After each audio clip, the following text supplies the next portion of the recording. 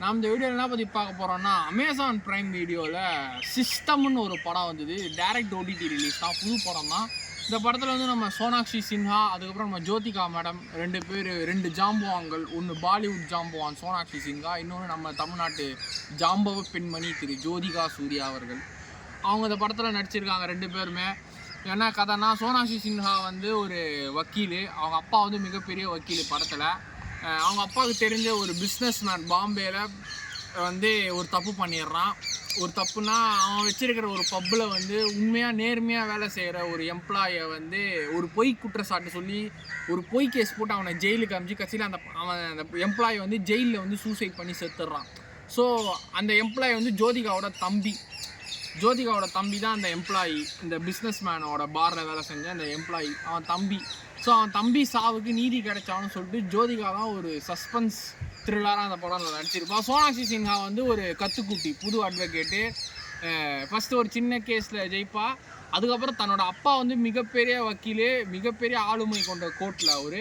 So அவங்க அப்பா பொண்ணை எதிர்த்து வாதாடுவாங்க இந்த கேஸுக்காக, ஜோதிகா அவன் தம்பி அவன் செத்த கேஸுக்காக.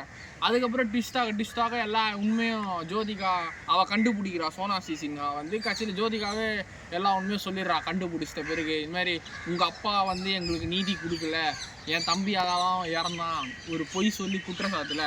ஒரு இன்ஃப்ளூயன்சர் பொண்ணை வந்து ஜோதிகா மேடம் வந்து படத்தில் செமையாக கொலை பண்ணும். அவளும் உண்மையதான் சொல்லுன்னு சொல்லிட்டு அவங்க ஃபேமிலியில் ஏமாற்றி அந்த ப்ரெக்னெண்ட்டாக இருக்கிறேன்னு வேறு. அந்த டைமில் ஜோதிகா மேடம் அந்த படத்தில் பிறகு உன் குழந்தைங்கள சத்தியமாக நான் உண்மையாக சொல்லுவேன், உன் தம்பிக்கு நான் நீதி வாங்கி கொடுன்னு சொல்லிட்டு பொய் சத்தியம் பண்ணி அவன் தம்பியை வேலை ஜெயிலுக்கு அனுப்பிச்சி ஒரு பொய்யான வழக்கில் கட்சியில் அவன் அந்த மன வருத்தத்தை தாங்க முடியாமல் அவன் ஜெயிலே சூசைட் பண்ணி செத்துட்டான். ஸோ தான் தம்பிக்கு நீதி வாங்கி கொடுன்னு சொல்லிட்டு ஜோதிகா மேடம் வந்து ஸ்டெனோகிராஃபர், டைப்பிஸ்ட்டு, கோர்ட்டில் ஒரு டைப்பிஸ்ட் அவங்க. இந்த அம்மா வந்து வக்கீல். ஸோ தான் அப்பாவே எதிர்த்து இவங்க போட்டி போடுவாங்க. கடைசியில் அந்த நீதி வந்து அந்த தம்பி அநியாயமாக இறந்ததுக்கு நீதி வாங்கி கொடுத்துருவாங்க. அந்த பிஸ்னஸ் மேனை அரெஸ்ட் பண்ணிவிடுவாங்க.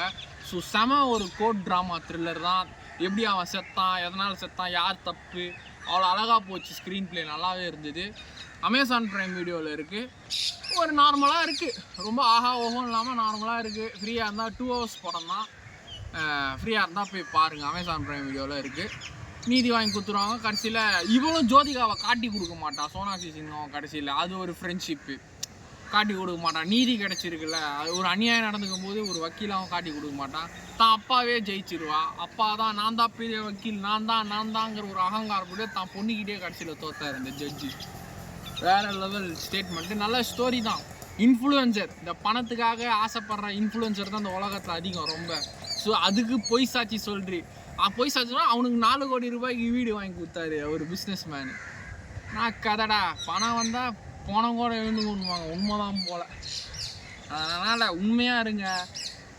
எவ்வளோ உண்மையாக நல்லவனாக இருக்கிறது தான் இந்த உலகத்தில் நல்லது. நல்லவனாக இருக்கலாம், ரொம்ப நல்லவனாக இருக்கக்கூடாது, அதுவும் கரெக்டு தான். உங்கள் மனசுக்கு உட்பட்டு இது நல்லது தப்புன்னு நீங்கள் தான் அதை உணர்ந்து இந்த உலகத்தில் வாழணும். அவ்வளோதான் நான் சொல்லுவேன். Yes, system by.